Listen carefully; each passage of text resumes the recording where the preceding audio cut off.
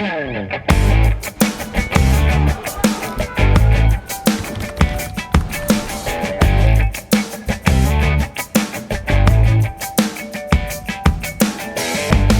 programa de hoje, vamos conversar com o chefe da Casa Civil do Governo de Fátima Bezerra, Raimundo Alves, que conosco vai falar sobre as ações do governo, trazendo uma visão panorâmica do que foi possível fazer, avançar nesses últimos 3 anos e meio, né, que seriam as motivações para olhar para frente e certamente, no momento oportuno, tentar um próximo mandato, uma próxima gestão. Seja bem-vindo, Raimundo Alves, secretário, ao nosso Espaço Cidadão. Obrigado, Robson. Estou à disposição. Prazer tê-lo conosco, secretário. Eu gostaria que nós pudéssemos fazer uma retrospectiva. Não é final do ano ainda, não é aquelas como geralmente se faz a retrospectiva do ano, mas a gente está do meio para o fim de uma primeira gestão da professora Fátima Bezerra. E qual seria, por exemplo, o principal ponto que você destacaria, né, ao longo do trabalho que vocês vêm desenvolvendo com esse tempo? Robson, eu acho que o principal ponto é a recuperação do Estado, né? Na verdade, quando a gente chegou no início desse mandato da professora Fátima, a gente não tinha um Estado organizado. A gente tinha um desarranjo total, com os servidores com 4 folhas em atraso, alguns servidores com até 4 folhas em atraso, um débito enorme com os fornecedores. Nós chegamos a ter 1 bilhão só de débito com o servidor e mais de 1,8 bilhões com fornecedores. Então, assim, nós estamos chegando agora, depois de 3 anos e meio, mais ou menos, de mandato, a gente está chegando numa reta de que a gente pode chamar agora que a gente está com um Estado mais organizado, né? A gente precisa agora, evidentemente, colocar essa organização, esse trem nos trilhos, como está, e botar ele para rodar e botar para funcionar. Nós deveremos concluir, por exemplo, o pagamento dessas folhas que estavam em atraso até o final de maio, até o dia 30 de maio. A última delas, né? A última parcela, nós já concluímos, já pagamos 3 parcelas, nós estamos pagando agora a 4ª, e aí até o dia 30 de maio a gente deverá concluir totalmente e poder dizer assim, o Estado não deve mais o salário dos servidores. Também em relação a fornecedores, houve um avanço nisso, porque havia um débito muito alto, né? Houve sim um avanço. Hoje nós já conseguimos reduzir esse débito e hoje a nossa programação, nosso débito hoje não ultrapassa mais 90 dias de atraso, né, das faturas. Então nós estamos com esses débitos com fornecedores bastante sanados, digamos assim, e nos permite ter hoje uma negociação diferenciada com esses fornecedores. Então eu acho que a partir de agora a gente realmente está com o trem nos trilhos, como a gente diz assim, e poder botar ele agora para funcionar e, se Deus quiser, desenvolver mais o nosso Estado. Sem dúvida. Secretário, e quando nós pensamos em relação a uma área muito importante do governo, que é a área da saúde, né? Nós enfrentamos uma pandemia terrível, passando inclusive por situações até de descoordenação nacional em relação a um tema tão preocupante. Que balanço o secretário pode fazer dessa área da saúde, incluindo também esse período mais, digamos assim, incisivo que nós passamos da pandemia? Essa situação da pandemia, né, para quem já tinha pegado o Estado quebrado e totalmente desarrumado como a gente estava, e a gente já teve que enfrentar essa pandemia, isso atrasou mais um pouco para a gente colocar o trem nos trilhos. Talvez até se não fosse a pandemia, tivesse conseguido já com antecedência ter pago as 4 folhas. Né? Não tenha dúvida, porque... Teve que replanejar isso. Né? A gente teve que replanejar e o Estado teve que redistribuir, realocar recursos de outras áreas para a saúde, porque a União não cobria as despesas com a saúde e no combate à pandemia. Então nós passamos por toda essa situação, isso de certa forma nos trouxe, hoje a gente está com hospitais mais equipados. Nós temos UTIs onde o Estado nunca teve UTI, como no hospital da região do Pau dos Ferros, no Açu, aumentamos a quantidade de UTIs em Caicó, em São Paulo do Potengi, João Câmara, em Mossoró, no Hospital Regional Tarcísio Maia, quase que dobrou o número de leitos de UTIs. Então, assim, hoje a pandemia nos forçou a um investimento na área da educação ou na área de saúde, que hoje está nos trazendo hoje uma situação nessa área dos hospitais, por exemplo, eles estão melhores equipados. Agora nós temos que resolver. Me parece, né, secretário? Porque em alguns lugares se montou toda uma estrutura, mas depois se desmontou e não aproveitou muita coisa com os recursos que foram aplicados, né? Passou a pandemia e o que é que se fez com tanto material? No caso do governo, houve uma utilização imediata, atendendo a várias áreas da saúde aqui no estado. Né? Aqui no estado nós fizemos a opção pela redistribuição do atendimento da saúde. Equipar a rede toda, a rede, e a gente redistribuiu nas regionais. Ao invés de concentrar no hospital, né? Ao invés de concentrar aqui, a opção que a gente fez, ao invés de hospital de campanha, como alguns estados e algumas capitais fizeram, ao invés de hospital de campanha, a gente optou por redimensionar e aumentar a rede hospitalar já existente. Então isso hoje nos traz melhores condições, porque esse investimento que foram feitos nessas unidades, nesses hospitais regionais, eles ficaram, né? O equipamento que foi para esses hospitais, lá eles permanecem. E agora eles vão ter uma outra com o fim, espero que para os próximos dias seja anunciado o fim da pandemia. Esses hospitais hoje já têm condições de redirecionar esses leitos para o combate a outras endemias. Sem dúvida. Secretário, e com relação ao próprio governo, os recursos que o governo contraiu em forma de empréstimo junto ao Banco Mundial, isso você poderia destacar, por exemplo, 2 áreas onde houve um desdobramento em termos de benefício para a população? Os recursos do Banco Mundial, na verdade, a gente está ainda concluindo o empréstimo que a gente já tinha, quando chegou já estava em andamento. Então a gente está concluindo muitas obras importantes, como por exemplo o Hospital da Mulher em Mossoró. Né? E muitas obras de infraestrutura também, muita recuperação, muitas escolas. Nós temos, eu não tenho bem um número aqui para você, mas é fácil da gente levantar. A quantidade de escolas que foram recuperadas dentro do governo cidadão foi um número razoável. Outras escolas agora, nós estamos agora fazendo um investimento para o próximo período de recuperação de escola e também da construção dos institutos estaduais do ensino tecnológico. Né? Esse é o investimento, serão 13 unidades para os que já estão planejados, já estão sendo licitados, alguns já devem inclusive ter início até agosto, as obras. Mas são 13 novos institutos estaduais de educação, de ensino tecnológico, que a gente vai espalhar, que o governo da professora Fátima vai espalhar no nosso estado. Ou seja, importante na área da educação já, né? E seriam, digamos assim, em moldes ou inspiração nas escolas técnicas, os IFs que existem pelo país todo, né? Como foi inclusive iniciativa da própria então deputada e senadora Fátima Bezerra, quando trouxe uma grande quantidade para o estado do Rio Grande do Norte, né? Com emendas parlamentares. Sim, né? Total. Na verdade, para fazer justiça, esse programa de expansão dos institutos técnicos federais no Brasil inteiro teve início a partir de uma emenda que a então deputada, que estava no primeiro mandato ainda, a deputada Fátima Bezerra, ela apresentou uma emenda ao PPA, retomando um processo de investimento nas escolas técnicas que estavam proibidos pelos governos anteriores. Tinha tido uma portaria no governo Fernando Henrique, se não me engano, tinha tido uma portaria proibindo a União de investir no ensino tecnológico.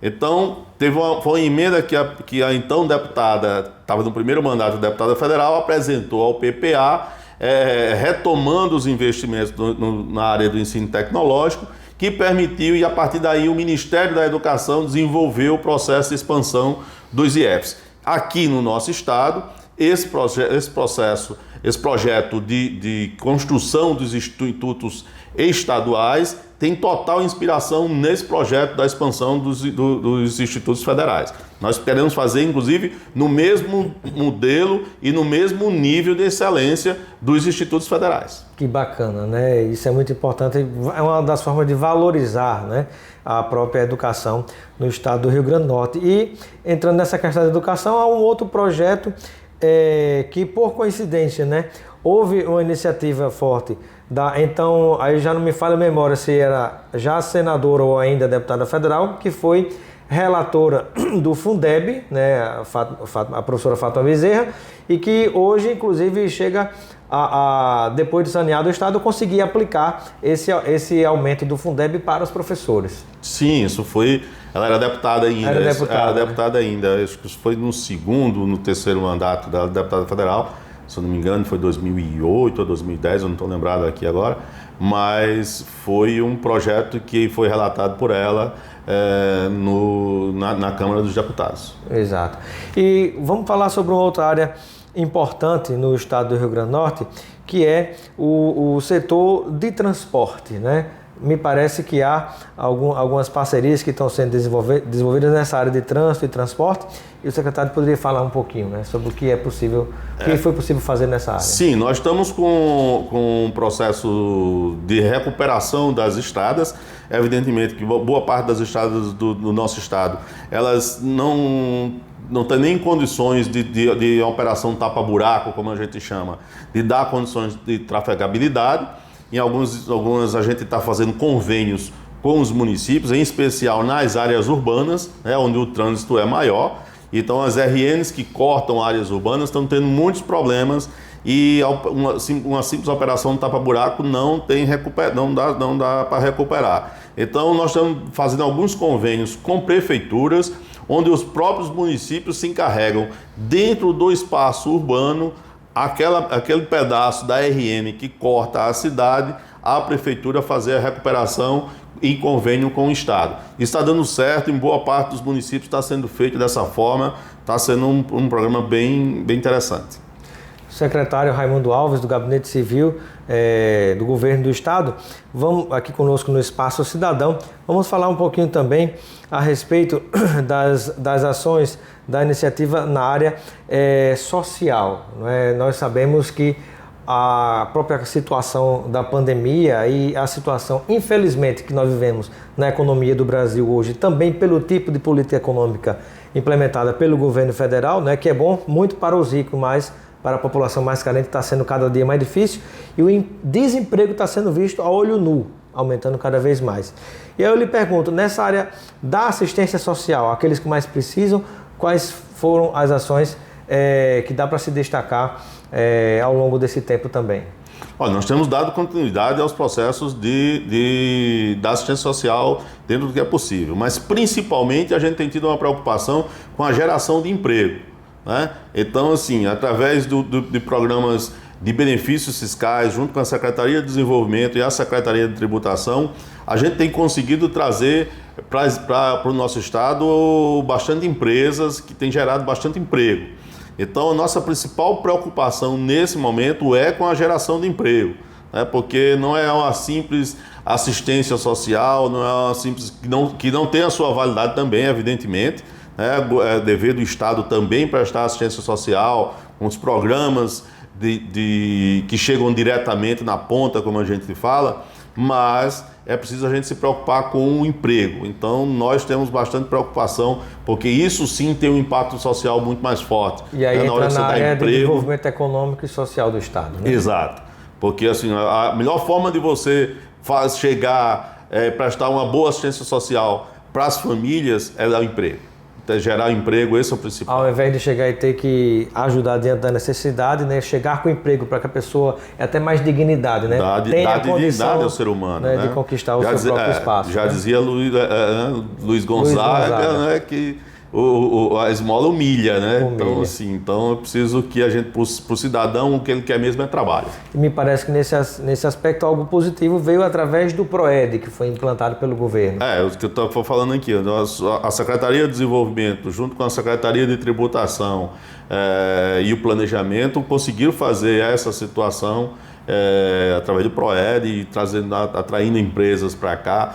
Também tem o papel que a AGN tem desenvolvido aqui no estado, que tem sido um papel muito importante nessa situação de apoio ao microempreendedor.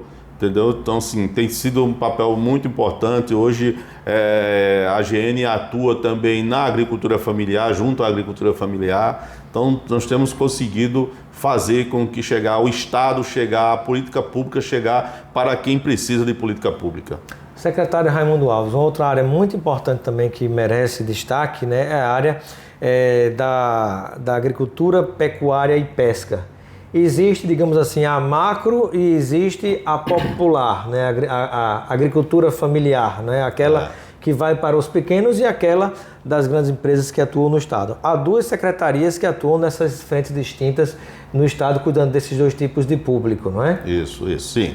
A Secretaria de Agricultura, que ela cuida mais da agricultura de produção, para exportação. Vamos dizer assim, o agro local. O agro local, porque nosso estado não é tão desenvolvido para ter um agro tão desenvolvido, mas tem sim esse papel, a Secretaria da Agricultura, e a agricultura familiar, que ela é mais voltada para aquele pequeno mesmo, que precisa de um apoio, que precisa da perfuração de um poço, que precisa do apoio com a semente, precisa... Então, a agricultura familiar ela tem chegado mais junto, tem tido um papel muito importante na chegada com os assentamentos, no apoio ao pequeno produtor, do incentivo das feiras, né? Nós tivemos já algumas feiras da agricultura familiar, teremos uma grande feira da agricultura familiar agora em junho, que será nacional e será centralizada aqui no estado. Então a gente terá uma boa... Tem muita coisa para mostrar nessa área. E a compra direta também, que facilita muito, né? Uma coisa era como direta. Antes você comprava de fora do estado, de um estado que já tem poucos recursos, agora você valoriza o pequeno comprando dentro de casa, até para merenda escolar, por exemplo. Inclusive para merenda escolar. Muito bem. Secretário, e com relação à área do planejamento do governo, o que é que você poderia destacar, né? Porque há um momento quando a gente, digamos assim, cuida, faz o saneamento da casa, mas depois a gente começa a olhar para frente, pensando em algo mais. Sim, com certeza. Então, durante todo esse tempo, né, boa parte desse tempo, a gente teve muito, digamos assim, como a governadora gosta de falar, contando moeda para pagar a quem devia, né? Particularmente os servidores. Mas nós conseguimos fazer bastante coisa. Nessa área, inclusive, Robson, nós conseguimos ampliar o número de policiais militares, o número de policiais civis no nosso estado, o número de policiais penais. Nós conseguimos repor todos os professores que se aposentaram, nós conseguimos repor durante esse tempo com novas convocações. Os profissionais da saúde, nós conseguimos repor todos os quadros. Quer dizer, então não houve uma redução, em particular nessas três áreas, segurança, educação e saúde, não houve redução de pessoal, muito pelo contrário, em algumas houve até um avanço bastante significativo. Mas para os próximos anos, esteja o governo de plantão, se for a professora Fátima Bezerra ou não, para os próximos anos, hoje já existe todo um planejamento, inclusive para a recuperação da máquina estatal, da máquina do Estado. Então nós deveremos estar fazendo alguns concursos no próximo ano para recomposição. O servidor público no nosso estado, ele tem a faixa etária média mais avançada do Nordeste. Então, a gente precisa fazer o Estado estava sem fazer concursos em algumas áreas há mais de 10 anos. Em algumas, tem uma carreira aqui, por exemplo, de assessor jurídico, que o último concurso, se não me engano, foi da década de 80. Então, assim, hoje praticamente essa categoria não existe mais, porque as pessoas foram envelhecendo, foram se aposentando, foram completando seu tempo de serviço. Tem que repor o funcionário. E não foi reposto esse servidor. Então, é uma área que está bastante carente. Né? O IPERN hoje está funcionando quase com os servidores em tempo de se aposentar já. O DETRAN, o IDEMA, o IGARN, o IDIARN. Então são instituições, são órgãos públicos que precisam de novos servidores, e o Estado só agora que está tendo uma condição de planejar e ter condição de fazer isso, porque tem sempre aquela questão da lei de responsabilidade fiscal. Então você tem uma situação muito delicada com relação a isso. Mas, se Deus quiser, nós estamos saindo do atoleiro e a gente nos permite a planejar um Estado que chegue para o cidadão com as políticas e com os serviços públicos necessários. Muito bem, e chegamos ao fim da nossa entrevista com o secretário-chefe da Casa Civil do governo de Fátima Bezerra, Raimundo Alves. Eu agradeço a sua participação. Deixo o momento final para suas despedidas, até com a última pergunta. É possível sonhar que tenhamos pela primeira vez na história a eleição de um presidente da República alinhado pelo partido e por relações pessoais a partir do próximo ano? Lula lá e Fátima no Rio Grande do Norte? Você me colocou numa situação difícil aqui agora. Mas olha só, eu acho que o estado do Rio Grande do Norte viveu agora, pela primeira vez, um governo federal que tem oposição ao Estado. Né? Não é histórico isso, não é histórico. Pelo contrário, os governos nas décadas de 80 e de 90, os governos estaduais sempre tiveram excelentes relações com os governos federais, o governo Fernando Henrique, Itamar, relação republicana, né? Relações republicanas. Veio o governo do início da década dos anos 2000, com o governo do presidente Lula, excelentes relações com o governo da professora Vilma, inclusive isso permitiu uma fase de desenvolvimento bastante acentuada aqui no nosso estado, então não foi um governo de oposição, não tinha essa oposição entre Estado e União. No governo, veio o governo Rosalva, que também não teve essa oposição toda. Veio o governo Robson, que durante 2 anos, 1 ano e meio, foi situação e teve excelentes relações com o governo da presidenta Dilma. Depois, com o impeachment da presidenta Dilma, o governo teve excelentes relações com o governo do Michel Temer. E nós experimentamos nesses 4 anos uma oposição total, de veto, de bloqueio, de não ser recebido, do presidente vir ao Estado e a governadora não ser nem recebida, nem convidada, nenhuma vez ela foi convidada. Então, assim, pela primeira vez nós vivemos uma oposição direta da União ao Estado, né? Porque uma coisa é você fazer oposição, ter um adversário político, outra coisa é você ter uma oposição de não respeitar a posição republicana de Estado e União. Então nós vivemos isso pela primeira vez. Eu espero que o eleitor escolha melhor e na próxima vez tenha um resultado diferenciado que seja melhor para o Rio Grande do Norte. Muito obrigado, secretário Raimundo Alves, pela sua participação no Espaço Cidadão.